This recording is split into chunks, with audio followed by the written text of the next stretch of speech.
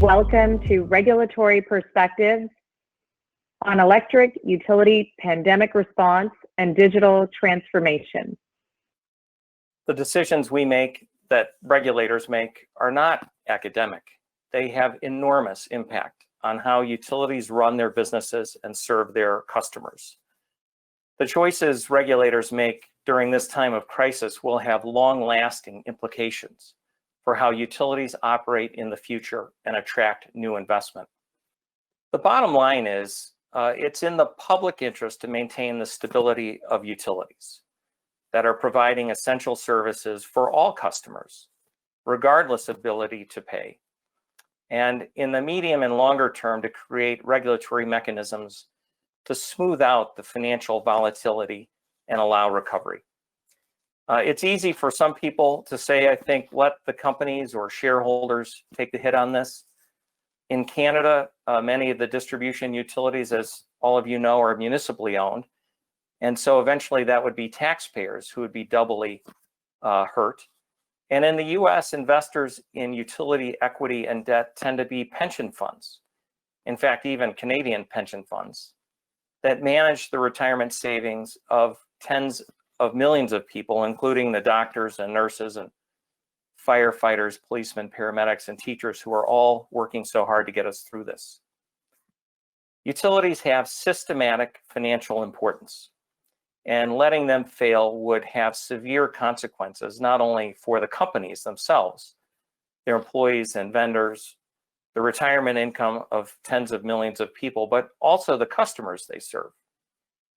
Forcing utilities to cut necessary capital and operating expenses or pushing them into bankruptcy will only increase risk, and that'll eventually be priced into their cost.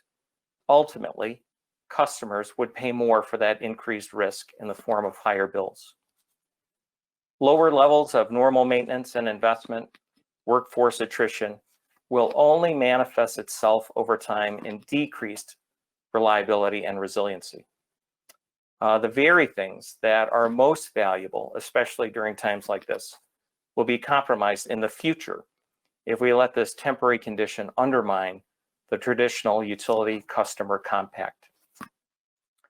Maintaining the financial health of utilities is necessary for them to fulfill their moral and legal obligations to provide service to all, especially during a time of uncertainty when so many customers require help. It's vital to remember that the grid is a complex physical machine, and enormous expense and effort are required to keep it working safely and reliably. The fact is, we have to be better prepared for black swan events like this, whether they be viral, cyber, economic, or climactic. You know, you don't want to be that engineer designing seawalls for Fukushima and have somebody come back years later and say, you know, why didn't you make it 10 feet higher? You know, there was a probability that you'd have a tsunami that would swamp the plant. And, you know, at some point, somebody made an economic decision that the cost of that was not worth the risk. And I think what this pandemic is illustrating is that you know, these black swan events, whether it's, you know, a pandemic or a tsunami in the future, whether it's a cyber event, they're going to happen. And so I think we do need to, frankly, just spend more money and be prepared for it. That doesn't mean that the utilities should get a blank check. I think it needs to be thoughtful. But you know, these are clearly challenges that are coming more and more frequently, and we need to be ready for it. Too much of our aging critical infrastructure needs to be upgraded and modernized to keep pace with our current needs and expectations. They need to become more resilient and agile to confront not only this crisis, but the next crisis. Future trends in the economics of renewables and distributed energy and digital transformation will, in many ways, redefine the utilities' role as a platform as much as a network. Investments in research and development and innovation are going to become more critical to utilities' ability to continue to deliver the services that customers demand.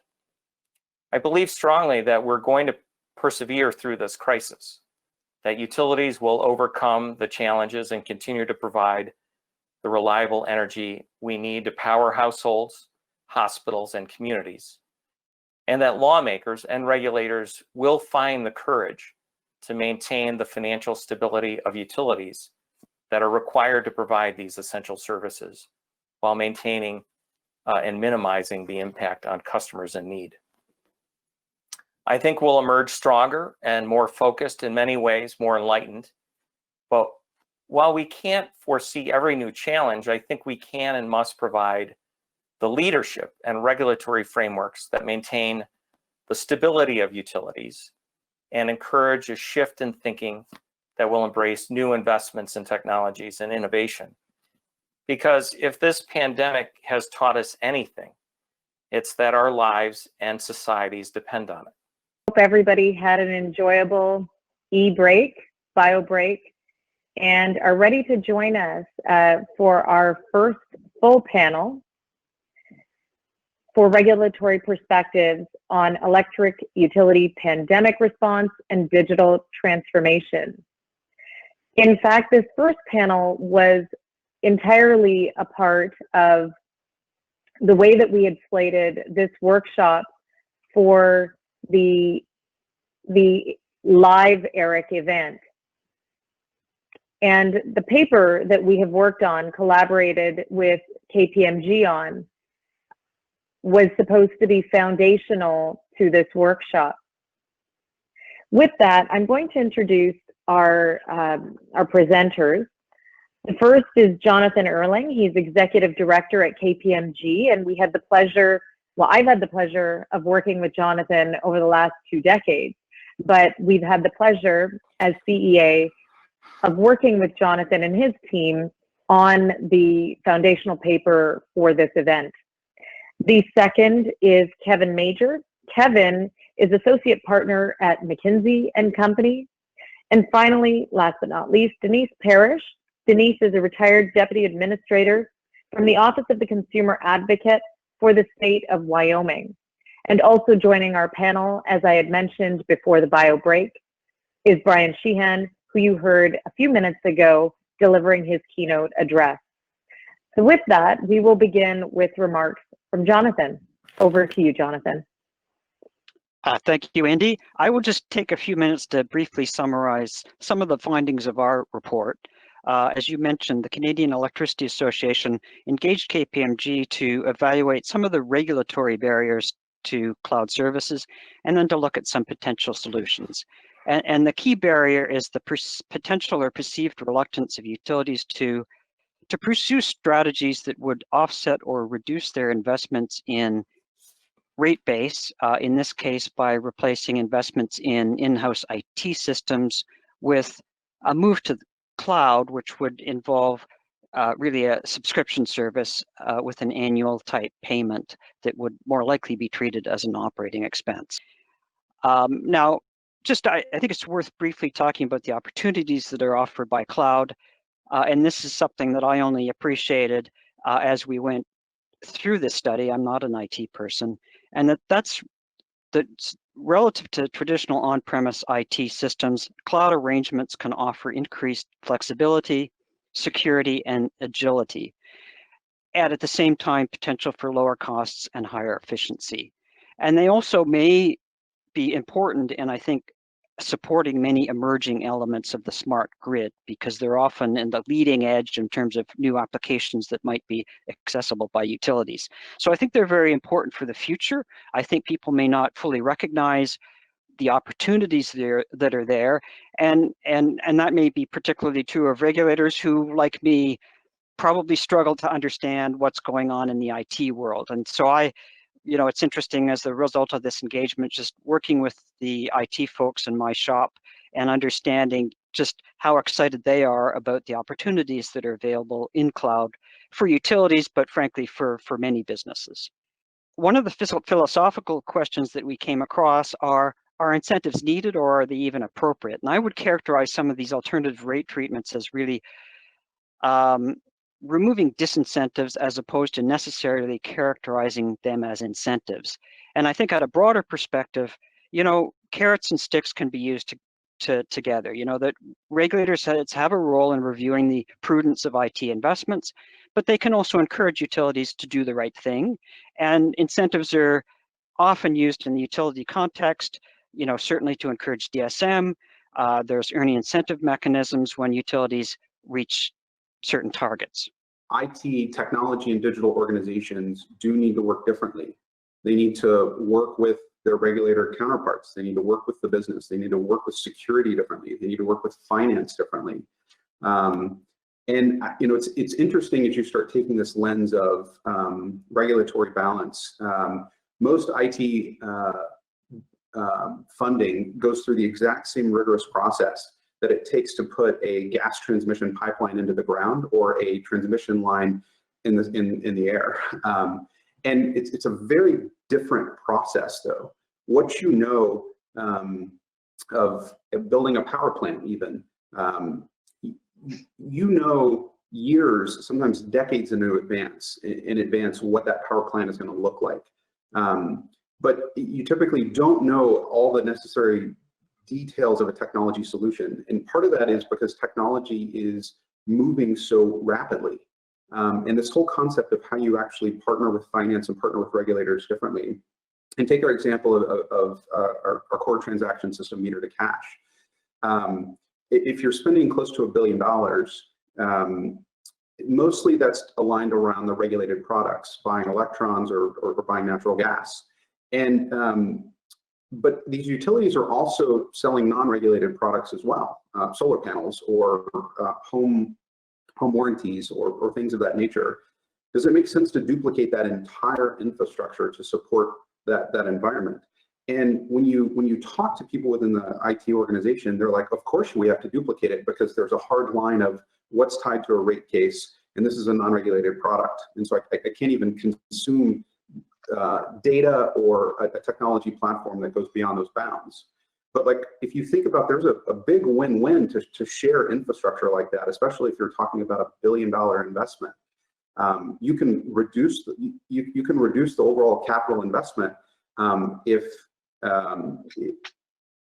you can deliver a better rate case and eat some of that capital cost that ratepayers don't have to deliver. And bring all of that together. And I think the other dimension is just like how fast technology is changing. There's all sorts of examples out there, but literally, if you fast forward what advanced analytics has done from 2 years ago to today, in some scenarios, it's literally 99% cheaper, 99% faster. And you do all this with the cloud that Jonathan talked to. And as you can think of a future, to be a bit provocative, like if you're not doing something with advanced analytics, potentially are we going to see ourselves as being just negligent? So safety negligent. If you're not actually have a body camera that's looking for safety incidents, with video image recognition, you should be able to see a transmission. With LiDAR from satellite, being able to see storm recovery. Can we speed up a post-storm recovery event by days or weeks? And if you're not doing that or investing in that technology correctly and doing it fast, at some point, we're going to see ourselves as being negligent on that point as well. Providing incentives for one technology over another creates winners and losers, and that's really not the statutory role of a regulator. The regulator is not to manage the company, and I think if you put the question up on your Slido, everybody would agree that you don't want regulators managing the company. They just need to oversee and determine the reasonableness of operations and costs of the utility. And one of the disadvantages that regulators have in that role is relative to the level of information that they have. Everybody knows that regulators will never have as much information as as the utility has. And that's one of the reasons that the utility has to carry the burden of proof in proceedings, because you have the information and we want it and need it. And so I think that one message that I give, no matter where I talk about the role of the regulator and how to interact with the utility, is conversations, discussions, and don't wait until there is a crisis. Bring these issues up in conversations, raise concerns, talk about new concepts and challenges. But when you're doing that, the customers need to be part of that discussion, not physically present at the discussion, but what is not always part of the conversation is how will customers benefit.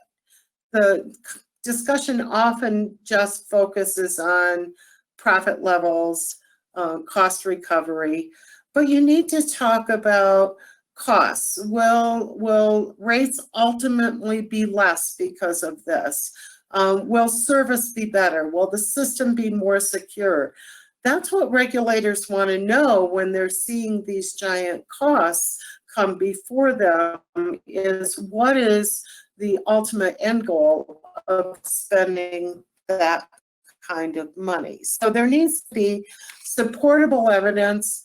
There needs to be lots of discussions in proceedings and outside of proceedings. And the utility needs to remember that it has the burden of proof.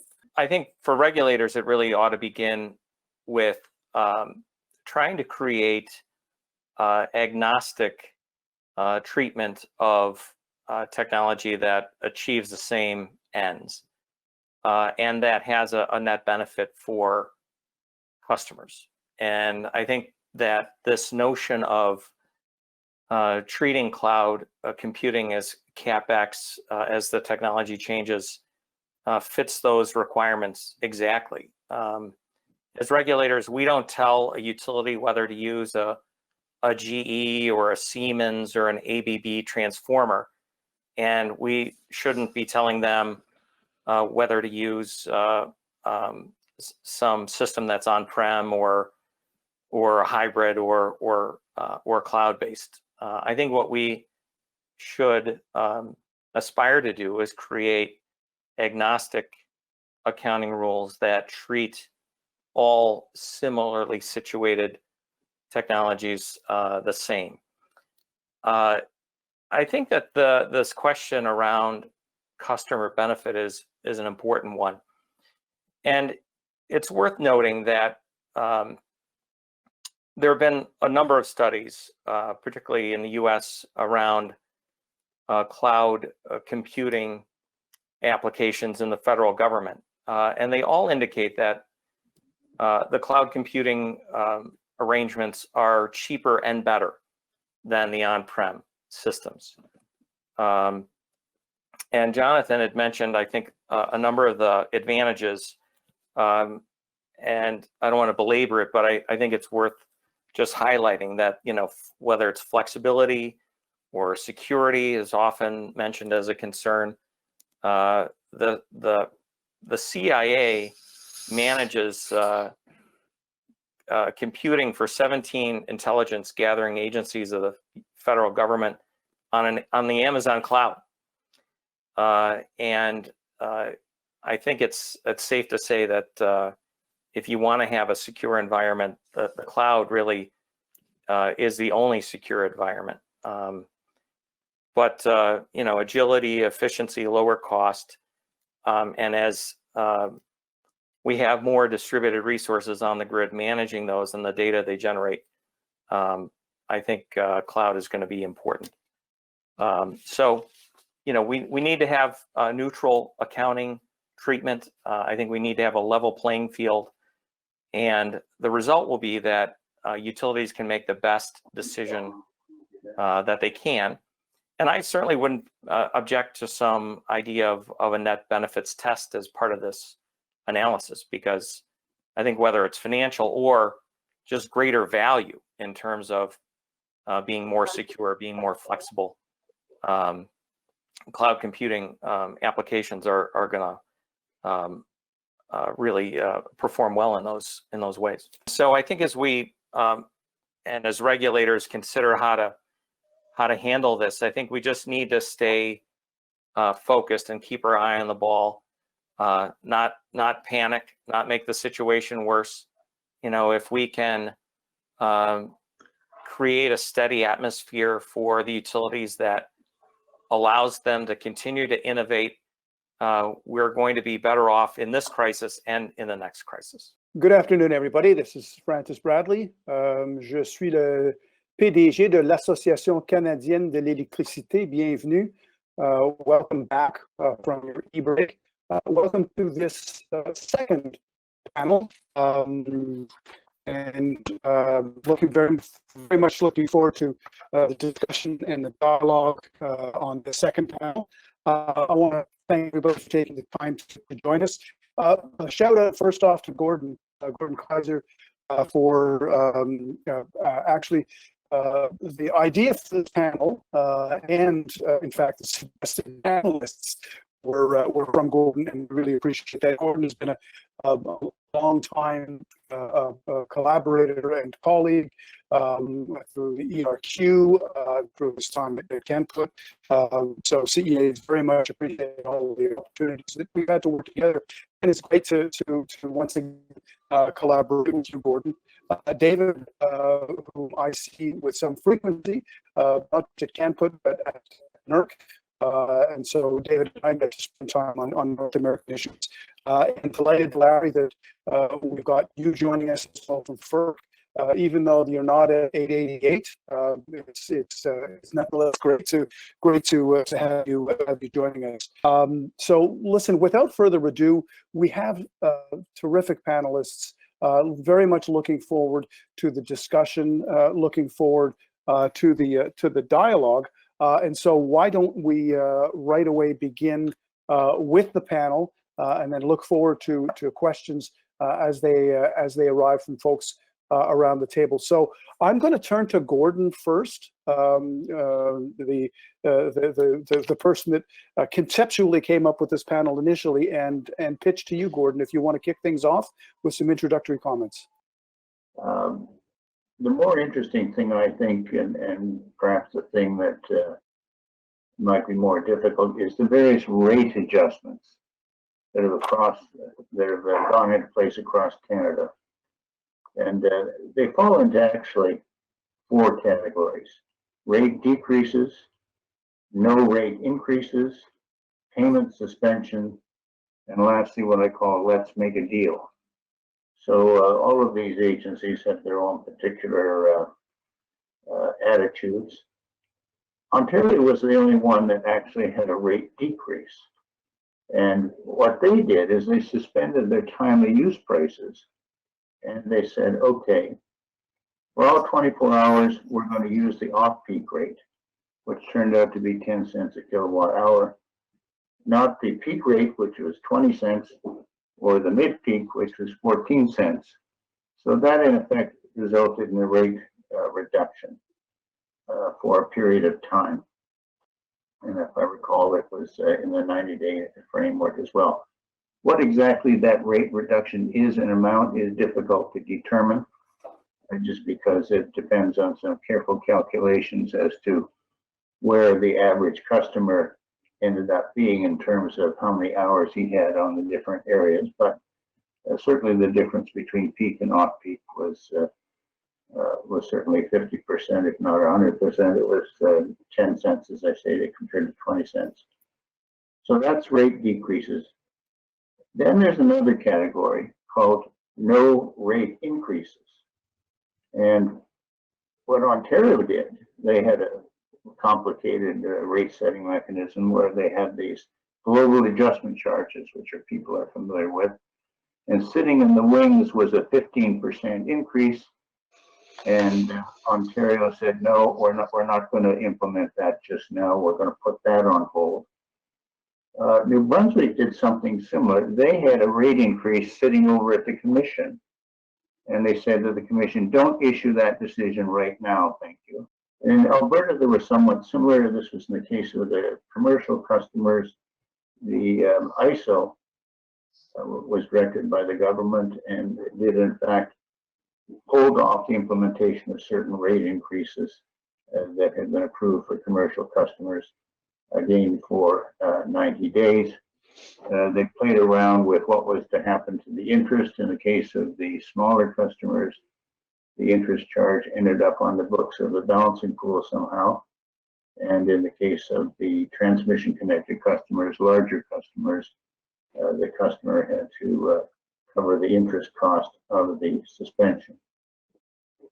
Then you had the third category, payment suspensions, where there were, the payments were simply stopped, or people had the option to stop them. In New Brunswick, that was 90 days, and in Alberta, it was 90 days.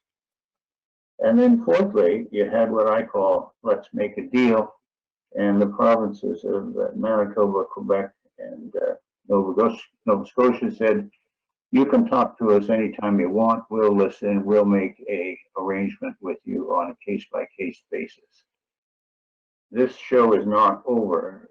There's going to be a fair amount of demand destruction occurring in this market. Right now, the indications are that on the residential side is 10%, and the commercial side 20%, but most people think that's an underestimate, and the numbers coming out of Paris by the IEA suggest that. So come 2021, we're going to see some rate applications coming to the hearing room near each and every one of you. And that is going to turn out to be a interesting exercise. If you're interested in a preview of this movie, you can read the recent Alberta decision with respect to the attempted recovery by 2 utilities of certain costs incurred in the Fort McMurray fires. So this will be an important thing to look forward to. No doubt different agencies will have different approaches, and we will probably live in a world of deferral accounts for a long time, as one of your last panelists was suggesting. So I'm not aware of any issues with non-compliance as a result of COVID. So, or at least a request for non-compliance for MRS related matters. But we are monitoring that, and we also pretty quickly did a do not disconnect for economic reasons order with all of our utilities. No issues there. Most utilities had basically implemented that anyway by then. So the rate relief applications we got, as many of you may know, we have a very large Crown-owned utility here, BC Hydro, and then we have a number of investor-owned utilities. BC Hydro, their approach to rate relief was to provide a break from rates, a rate holiday for 3 months for people that applied and could show that they needed it. And that was done, that was passed by a government direction to do that, which we had to, it was an order to us to approve it. So there was some process on that, but it was relatively minimal because of those circumstances. The rest of the utilities came to us with variants of providing payment relief, provided a payment plan was put in place and the account would be cleared up over the next 12-month period or whatever period could be negotiated. For those, we acted very quickly on those. There's a section under our act which allowed us to provide basically an emergency interim order, provided there's a hearing later, and we've done that with a number of utilities, provided that interim relief. However, what we did do, even though we proceeded immediately on the immediate relief, is we wanted to have some process that would at least be on the record. So we had a very brief oral proceeding where the panel and staff asked questions of the applicant on their interim request. And in order to do that, we had to do that virtually, of course, and that was a new experience for us to hold a complete virtual hearing like that. Even though we've had remote participation in our in-person hearings for many years now, for 8 or 10 or more years. We've had people phoning in or Skyping in, but that's on a fairly limited basis. Typically a witness or maybe a counsel would phone in. Here we had everyone distributed, the panel in their living rooms and staff in their homes, and it was a challenge for us to do that, but the experience was generally good, not perfect. There's issues with sound quality and video streaming. There's issues, although they didn't arise. There would be issues if there was confidential information, how that would be treated confidentially. Issues with swearing witnesses. Can they be sworn over the phone, or do you have to be able to see them in order to swear them?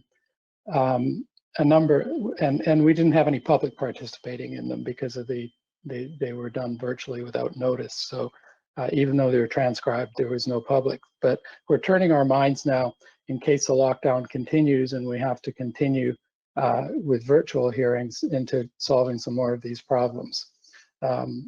As I said, these hearings haven't been perfect, but they don't have to be perfect. They just have to work, and they have to get us most of the way until we can move out of this scenario and move back into the hearing room. But we would like to see if we can incorporate this technology into our in-person hearings on a going forward basis, because I think that would improve the inclusivity and provide a better experience for those parties that are unable to make it to the hearing room. And I think we've learned a lot in this from these experiences we've had. We had scheduled an all-employee telework test before this had even hit. It was scheduled for March 17th. We were going to send everybody home and see if our IT systems could accommodate everybody. Turned out we were doing it in real time, live. And we had been doing this for over a year in preparation for weather-related events. And so thanks to our IT folks and everybody else, we were surprisingly adept at shifting almost entirely. The only people back in the headquarters are some IT support folks. Everybody else made the move pretty seamlessly. All the systems are working smoothly. Our highest priorities are obviously reliability of the bulk power system, working very closely with NERC, obviously, as well as business continuity of the regulated entities, and emphasizing that we're here to address any particular needs that they may have.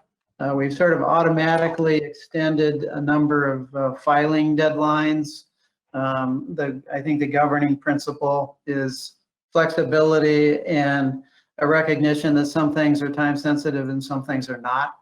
And for those that are time sensitive, our approach is business as usual. For those that are not time sensitive, we will be flexible. Some of the deadlines we did for everybody. There were a number of deadlines for filing and reporting in April that we extended to the end of May, and we're prepared to extend those further if necessary. But the rest of it is case by case. If somebody has a specific request, we're standing by for a quick response, including no action letters. If somebody, we have a process by which an entity can seek a no action letter if they want to take a particular action that is otherwise not permitted under the rules. They aren't exactly lined up yet for those, so things are going pretty well. On the enforcement and compliance front, Gordon mentioned the joint statement with NERC that we're suspending. The primary focus of that was to announce that we were not going to be doing on-site audits, at least through the end of July. That's actually been extended further. On our other audit front, and as well as investigative fronts, again, we're taking a flexible approach. If it's something's not time sensitive, we've been deferring investigative testimony, other kinds of audit activity, particularly on-site audit activity, that's essentially stopped. But we are continuing to do, request documents and do our behind-the-scenes work. And then one other important thing that I'd like to mention is the market surveillance continues unimpeded. We were given our enormous data feeds from all kinds of sources. We were a little apprehensive before this about our ability to remotely monitor the markets on a real-time basis. But that's it's been pretty seamless. We've been able to continue with all of our normal data feeds, and our surveillance folks who work for me are able to continue their surveillance remotely with really no serious obstacles. So I think the nutshell is thanks to our support folks who were really preparing to allow us to work remotely. Nobody expected a pandemic, but we have been able to make that shift almost seamlessly, and we recognize that a lot of the regulated entities can do the same, but some have more challenges than others, depending on what sort of preparation they had. And we will be flexible as needed on a case-by-case basis. Maybe kick off with bridge off something that David, you'd mentioned, and that was BC Hydro's root relief that was essentially government ordered. And that goes to one of the questions that we've received here. Some of the responses have been regulator initiated, but many are the result of government action. And there's an example of a specific one. Are there concerns about the scope of this government intervention and possible impacts on effective regulatory oversight down the road? So I'd be first off interested, David, in your views on this, because you've seen the specific instance in your jurisdictions, but like to hear other people's views about this as well. Gordon, in particular, as somebody who's one of the driving forces behind the Energy Regulatory Quarterly, and this certainly is an issue that is would potentially be of concern, as they say, down the road. Do you want to kick it off, David? Sure. Thanks, Francis. That's a great question. Well, I have a couple of thoughts on it. One is, notwithstanding utility regulation, at this point in both Canada, the United States, and most other countries in the world, there's a massive amount of government intervention in the economy and in our lives right now. I mean, the imposition of health emergencies and emergency orders and closing down of offices and basically taking on the payroll for whatever it is, 10-20% of the economy is an enormous amount of government intervention. And I'm not saying it's necessarily wrong or complaining, but as an observation, that's the way it is. And I think many people are grateful for that. And in many people's view, it's probably been required and has saved a lot of lives and provided paychecks for people. So it's undeniably that is happening. There is. Now the question is there a disproportionate amount of government involvement in utility regulatory affairs? And speaking for our jurisdiction here, I would say no. There is that case with BC Hydro. That's the only one that I am aware of at this point. Again, other than the orders that have kept people out of their office and all of the general orders in that regard. The only one that's directly impacted us is that BC Hydro rate order, and it's not the first time that our government has given us orders with regard to BC Hydro. I mean, they are the shareholder. It is their utility. So I suppose there's an argument that there is an argument that is put forward that they are entitled to do so. I won't weigh in on that, but I will say that it has happened before. But I'm, at this point, I'm not detecting a general trend. We have been left alone to provide rate relief to other utilities, and we've made the other orders we have on our own motion or by application from a utility. So no, I'm not concerned at this point. I just have one comment, Francis, and as David says, you always have a lot of government involvement in this sector, and that's never going to change. But this particular crisis is absolutely going to require regulators to get more involved than they have been with what I call real-time regulation. And I would point particularly to things like compliance and cybersecurity in particular. You know, it is fine to say we're going to defer this audit and defer that audit. But I would argue that's not the solution very long. And there may be different ways we need to do audits, and Larry has pointed at some of them. And I think you're going to find situations that develop in the compliance area where they're one-offs, they've never seen before. It's fine to have these declarations with the MSA made and FERC made that we will consider the effects of the virus for non-compliance. These fact situations are going to vary all over the map, and they're going to have to be dealt with real time. And people are going to have to get used to coming into the regulator and getting advisory opinions, but these are not things that you can solve in lengthy hearings.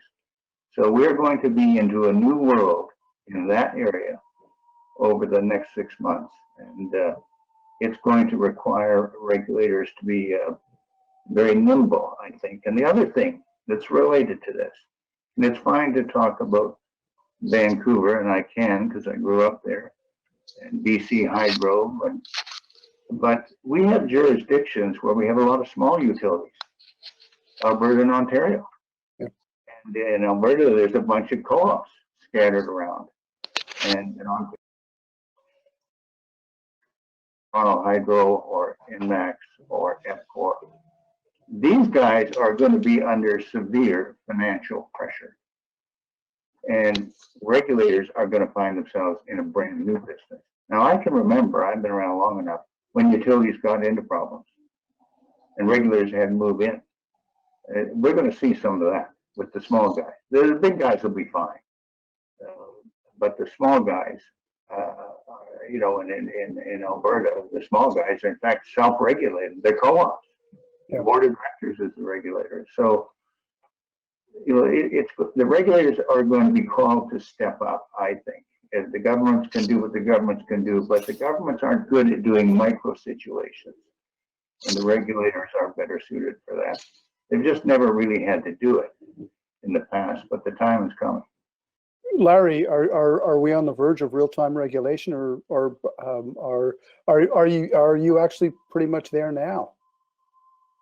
I guess I don't see in the short term, at least, any significant changes. I think we've seen, even in the first couple of months, that we can collectively respond to this, meaning both the regulators and the regulated community, in a pretty systematic, calm way. I do think that's important to make sure that we don't do blanket rule makings or blanket approaches precipitously, and that if we focus on case-by-case issues, I think we can navigate through this. But I agree with Gordon that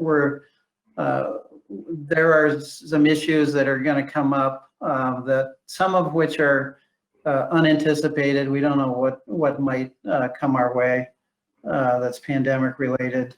I also agree on the financial pressure issue.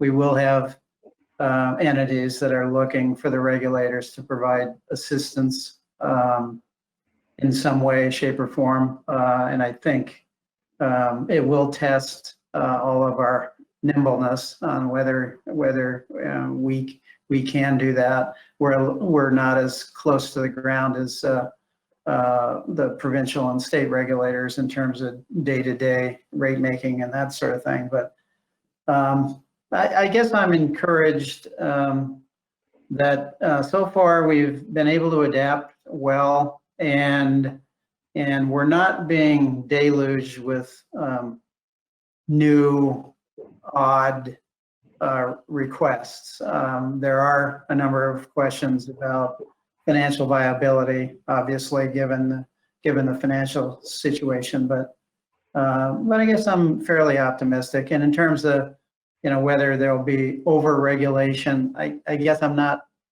too concerned about that, although that debate is always out there, and particularly as an enforcement guy, I get those sorts of comments and questions. Okay. One of the questions was, and it says it's aimed at Gordon, but I think everybody would have an interest in it. It says Brian Sheehan said he thinks utilities should be made whole from the financial impacts of COVID. I think what he said is that they should be treated fairly. And I know one of the other panelists talked about, everybody's going to have to take a haircut in this. What does that look like? I'm not sure who coined the phrase earlier. I don't think it was on this. Maybe it was on one of our earlier discussions, the mother of all deferral accounts. But like, what is this actually going to look like, and how is it? What's the impact going to be on those individual companies? David, well, sure, go ahead. Yeah, to answer your last question, I don't think we know yet. We are tracking those deferral accounts, but there could be 6 months' time. They could be a lot different. Depends on the speed and the depth of the downturn and the speed of the recovery. But the thing is that if the utilities don't take a haircut, as you say, then those deferral accounts are recovered from all ratepayers. So somebody has to take it. Somebody has to take a haircut here, and the question is how big is it going to be? That's the question that has to be answered. And I don't know what that answer is, and that's an answer that we will have to turn our minds to when it comes time to sort out how the mother of all deferral accounts gets recovered. But it is going to be a challenging exercise, as Larry was saying, and I think regulators will play a very important role in this to get out of this mess in the most efficient way. It's going to be a big challenge, and the one thing about regulators, hopefully, they're not worried about getting reelected. They're just trying to come up with the best solution to fit the times with some element of expertise. And I think it's our responsibility to bring that to bear and find the correct solution. And as your earlier panel said, everyone will take a haircut. There's nobody in the country that's not going to take a haircut in one shape or form. Yeah, and depending upon the jurisdiction, it's either it's the ratepayer or the shareholder, and in a lot of jurisdictions, the shareholder is the taxpayer. So it is a closed loop, as they say, and certainly that makes it even more challenging. One of the other questions is about disruption writ large. The industry was already experiencing disruptions, EVs, the decreasing cost of distributed energy resources, for example, even before COVID. What disruptions do you think have been accelerated or magnified by this pandemic? So of all of the things that we see as disruptive out there, are there ones that you see now have a little more gas behind them? Drop in demand has been accelerated, or at least the drop in demand from the pandemic comes on top of an already decreased demand, and demand for electricity and energy commodities generally, and that is likely to continue going forward, at least until there's a significant economic recovery. Mm-hmm.